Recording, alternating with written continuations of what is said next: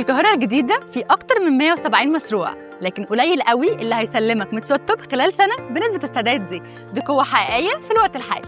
في حاجة كل الناس بتسأل عنها دلوقتي، أقوى لونش في قلب التجمع الخامس، شقق متشطبة بالكامل، استلام فوري وبس 10% مقدم.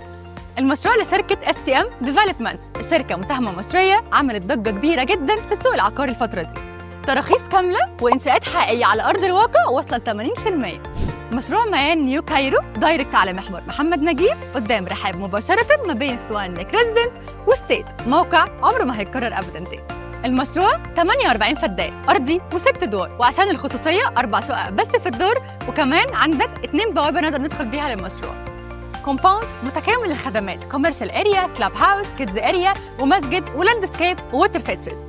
المميز جدا ان المشروع مبني ما يقارب 90%، يعني تقدر تدخل تشوف وحدتك من جوه ومن بره وهتستلمها متشطبه بالكامل.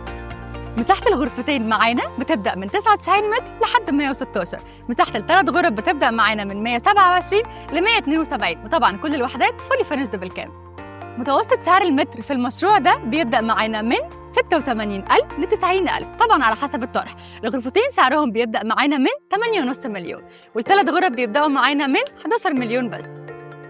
مقدم 10% وأقساط متساوية على 10 سنين بدون أي دفعات، وخصم الكاش بيوصل معانا ل 35%.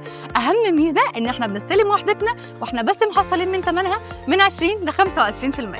احنا دلوقتي في مرحلة الحجز، تقدر تحجز وحدتك دلوقتي بس ب100,000.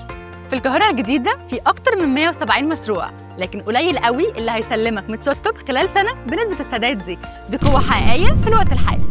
لو عايز تعرف ميان بجد فرصة استثمارية حقيقية أو لأ، أو نقارن ما بينها وما بين كل مشاريع التجمع، احجز دلوقتي قبل زيادة الأسعار.